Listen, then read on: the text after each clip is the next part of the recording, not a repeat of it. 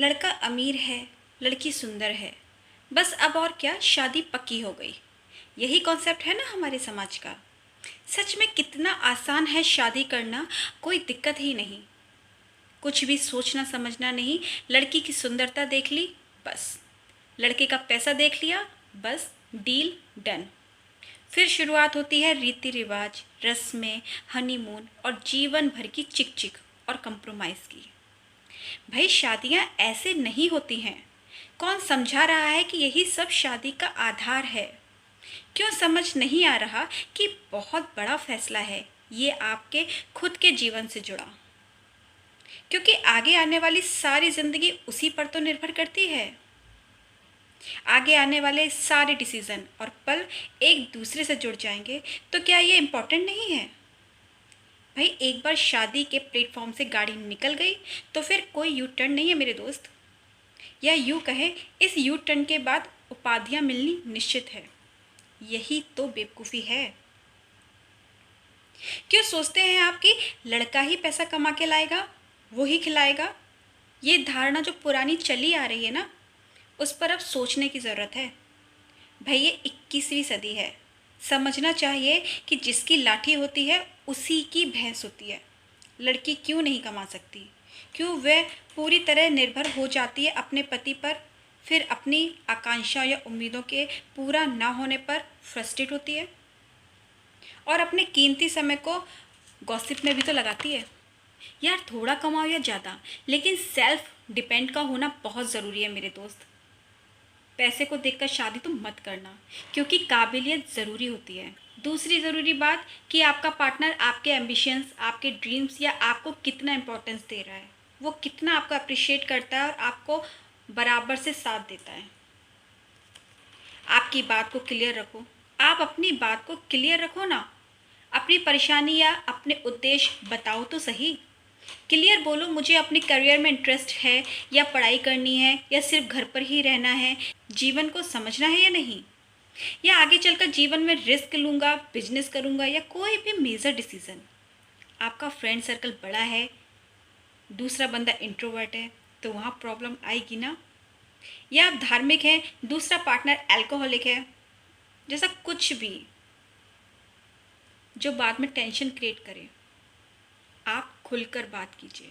अपनी प्रॉब्लम्स, अपने ड्रीम्स, अपने उद्देश्य, अपने पसंद नापसंद को खुलकर शेयर कीजिए। अब अगले पॉइंट पर देखना है कि पार्टनर का स्टैंडर्ड ऑफ लिविंग कैसा है, वो ज़िंदगी को किस तरह देखता है। कई लोग अच्छी नौकरी या कारोबार के बाद भी कंजूसी से जीवन जीते हैं। वही लोग कम पैसों में भी जीवन को खुशनुमा बना देते हैं, एक रॉयल लाइफ जीते हैं। आपके पास पैसा कम हो या ज़्यादा, कई बार ज़्यादा पैसा कमाने वाले भी अपना स्टैंडर्ड लो रखते हैं, वही पैसे जोड़ने में लगे रहते हैं। वही कुछ लोग कम पैसे कमाने के बावजूद भी लाइफ स्टाइल जीते रहते हैं, राजा बनकर रहते हैं। आप पार्टनर सर्च करते समय पैसा नहीं, उसकी लाइफ स्टाइल और जिंदा दिली देखिए। कभी कभी ज़िंदगी को खुलकर जीने वाले लोगों के साथ कंजूसी से रहने वाले लोगों की नहीं बनती। तो इस पॉइंट को समझिएगा। पता चले आप तो खुलकर खर्च करते हैं और आप कंजूस के साथ फंस गए, फिर तो स्यापा ही होना है ना। आप एक दूसरे को जीने नहीं दोगे। देखो कौन इंसान कैसे अपने जीवन को जीता है। बहुत इम्पॉर्टेंट है ये, जिसको आप कभी इग्नोर नहीं कर सकते, और वह है कि कभी कभी पार्टनर अपने रिश्तेदारों के साथ ज़्यादा टाइम स्पेंड करता है या बहुत ज़्यादा कनेक्टेड हो और आप मी टाइम चाहने वाले हो, तो वहाँ आपके और आपके पार्टनर के साथ क्लैशेस तो होंगे ना। कुछ लोग सिंगल फैमिली में रहते हैं, इंट्रोवर्ट होते हैं, वो ज़्यादा लोगों से घुल मिल नहीं पाते, तो वो एक बड़ी फैमिली में एडजस्ट नहीं हो पाते हैं। तो शादी से पहले आप इन टॉपिक पर खुलकर बात कीजिए। अब आते हैं व्यक्ति के स्वभाव पर। आप कैसे पहली या दूसरी मीटिंग में स्वभाव जज कर लेंगे, बताइए? क्योंकि प्रत्येक व्यक्ति पहली या दूसरी मीटिंग के दौरान अपना असली चेहरा थोड़ा ही ना दिखाएगा। हर कोई चेहरे पर एक मास्क लगाता है। तो सब्र कीजिए। किसी सामने वाले का असली स्टाइल, एटीट्यूड, बिहेवियर, कन्वर्सेशन का तरीका या उसकी ओवर थिंकिंग बाद में पता चलती है? कैसे कह सकते हो कि एक अकड़ू इंसान शादी के बाद डाउन टू अर्थ बन जाएगा? भाई भूल ही जाइए आप। ओवर स्मार्ट लोग फ्री में अपना एटीट्यूड दिखाते हैं। हर इंसान का कोई ना कोई एक स्क्रू ढीला होता ही है। किसी की ईगो आसमान में होती है तो कोई ओवर पॉजिटिव होता है, कोई अंडर कॉन्फिडेंट होता है, कोई ओवर कॉन्फिडेंट होता है, कोई भयंकर गुस्से में ही रहता है तो कोई बिल्कुल इनडिफरेंट होता है। बोलते रहिए आई लव यू, कोई जवाब ही नहीं देंगे, प्यार से बात ही नहीं करेंगे। इसीलिए इससे फ्यूचर में बॉदर ना करना पड़े तो क्लियर बात कीजिए, आप इन बातों को एडजस्ट कर पाएंगे या नहीं। अब यदि आप किसी इंसान के प्रति अट्रैक्ट या सुंदरता को देखकर मोहित हो जाते हैं और उस सुंदरता को देखकर ही शादी कर रहे हैं तो ये लॉजिकल गलती है आपकी दोस्तों। ये 4 दिन की बीमारी है। जब वक्त के साथ सुंदरता या अट्रैक्शन फेड होता है तभी तो कमियां नज़र आएंगी, फिर तो बहुत देर हो चुकी होगी।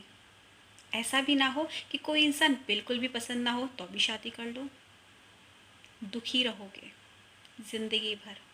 ध्यान रखिएगा, शादी के कुछ सालों बाद सिर्फ आपसी प्यार और व्यवहार ही काम आता है, सुंदरता नहीं।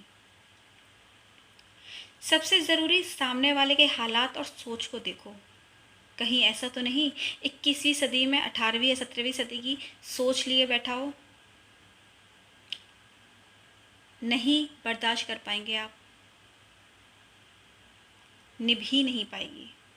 आप लड़की हो तो आप पे शक करेंगे, घर से बाहर जाने पर फिजूल की छीटाकशी करेंगे, बेकार के ख्यालात आएंगे, ज़िंदगी झंड हो जाएगी। लड़का काम पे जा रहा है तो लड़की बेकार में शक की उधेड़-बुन में रहेगी, स्टोरी ही क्रिएट करती रहेगी। ऐसे रिश्ते बेमौत मर जाते हैं जनाब।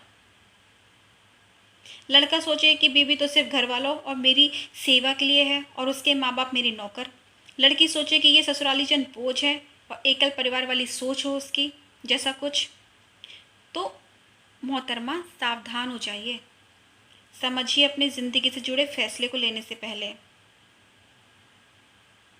ऐसी इनसिक्योर और शक्की लोगों से ज़रूर बचिए। जल्दीबाजी का फैसला नहीं है। हमेशा यही सोचते रहना कि कहीं उसका अफेयर तो नहीं, या उसका कहीं अफेयर तो नहीं था, कहीं ये मुझे धोखा तो नहीं दे रहा है। भाई ऐसे रिश्ते सिर्फ ज़िंदगी बर्बाद करते हैं जिसका अंत बहुत दुखद होता है। तो आप शादी के लिए जल्दबाजी मत कीजिए, आराम से सोचिए क्योंकि ये बहुत बड़ा और अहम फैसला है।